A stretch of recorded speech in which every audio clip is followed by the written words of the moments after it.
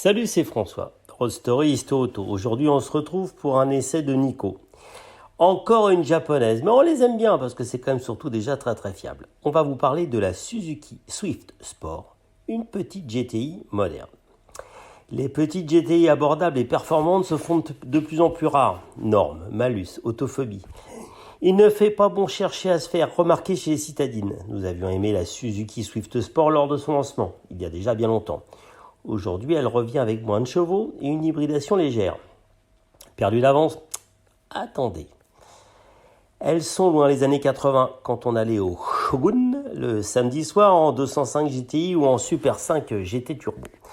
Les boîtons fermés, quasiment, surtout en ce moment, les jeunes occupent désormais leur samedi soir à bouffer du quinoa en s'enfilant des smoothies vegan, sans alcool évidemment, sans gluten. On ne sait pas vraiment pourquoi, et puis ils essayent de remplacer les bons vieux fruits par des fruits bio, parce que c'est mieux. Bon allez, on arrête de faire du mauvais esprit, et puis on revient aux choses importantes, c'est-à-dire que certains constructeurs osent encore parler de voiture plaisir.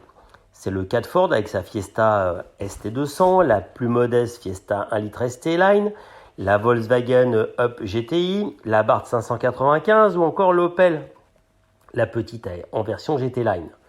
On parle ici des petites sportives, mais pas trop, celles qui seront restées accessibles tout en offrant un bon agrément de conduite, voire même, tenez-vous bien, des sensations. Une catégorie tout de même en voie de disparition avec le retrait encore dernièrement de la Polo GTI. Bref, les années 80 sont finies, nous sommes en 2020. La mode est à l'hybridation et elle n'a pas que des mauvais côtés. Dans la Swift Sport, nous sommes en présence de la technologie SHVS, associée à un 4 cylindres 1,4 litre turbo essence revu pour l'occasion. C'est ici une micro-hybridation, loin d'une Toyota Yaris ou d'une Clio e-Tech en termes d'efficience, moins chiante à conduire également, n'en doutez pas. L'alterno démarreur 48 volts offre un fonctionnement transparent et sur le papier un surcroît de couple à bas régime. Avec un taux de compression relevé, une distribution variable et son injection directe, on aurait pu imaginer une Swift Sport plus violente. Il n'en sera rien. Celle-ci perd en effet 11 chevaux dans la bataille avec 129 chevaux contre 140 auparavant. Comment cela se traduit-il au quotidien ? L'alterno démarreur 48 volts va emmagasiner de l'énergie dans sa batterie lithium-ion, dans les phases de freinage et de décélération. Cette énergie sera restituée lors des fortes sollicitations de la mécanique, en gros quand vous accélérez. À la clé, en sortie de ville notamment, on ressent plus de couple à bas régime. On aurait aimé une sonorité pour autant plus marquée. La Swift Sport reste bien sage de ce côté-là. Avec 129 chevaux sous le capot, vous ne serez pas collé au siège. Mais la Sport ne vole pas non plus son nom. Elle envoie le 0 à 100 km/h en 8 secondes, quasiment ce que faisait une 205 GTI. On revient aux années 80. Les reprises sont au diapason, de quoi se montrer en confiance lors des dépassements. Mais c'est plus en virage qu'en ligne droite qu'on juge une sportive. Et de ce côté-là, la Swift n'a pas à rougir. Ses trains sont équilibrés et la Swift présente un comportement de bon élève. Un peu trop peut-être pour une sportive car cela manque un peu de fun.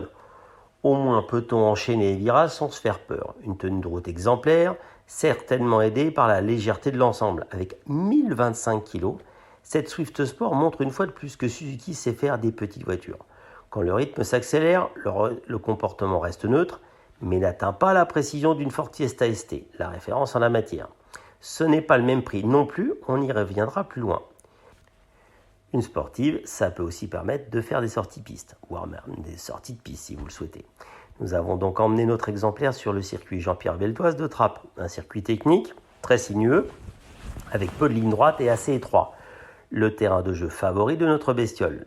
Non seulement la puissance de notre Swift Sport est suffisante pour ce type de terrain de jeu, mais elle démontre une fois encore son remarquable équilibre. Après un tour de reconnaissance, je prends vite confiance pour attaquer avec détermination la difficulté du jour. Passer à fond la chicane installée au milieu de la ligne droite. Mission réussie au premier passage. L'arrière déleste un peu, mais pas suffisamment pour mettre en péril les plots orange qui font la limite de la piste, entre guillemets. Le freinage se montre endurant et l'élasticité du moteur suffisant pour ne pas avoir à changer de rapport trop souvent. L'essentiel se fait en 3. La Sport pardonne beaucoup. Avec son poids réduit, les mouvements de caisse sont limités et il est assez facile de la remettre sur la bonne trajectoire. Finalement, vu comme ça, la Swift Sport est peut-être tout simplement la voiture de circuit la moins chère du marché pour un débutant. La Swift Sport n'est pas la plus puissante, pas la plus rapide, pas la plus efficace, mais elle est très honnête. Entendez par là qu'elle en offre pour son argent. Siège baquet chauffant, climatisation auto, logo sport, très important, régulateur adaptatif, écran compatible Android Auto et Apple CarPlay. Cette petite bestiole est fort bien équipée. Le tout est proposé à 22 100 €.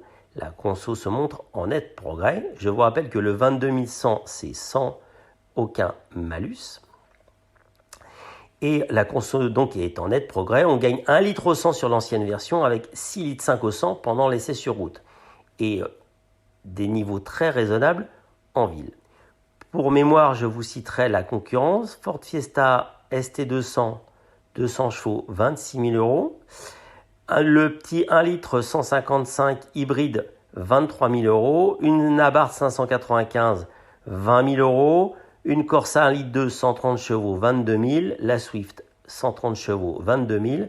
La Ford Fiesta 1 litre en 125 chevaux, 22 000 €. Et la Volkswagen Up à 115 chevaux pour 19 000 €.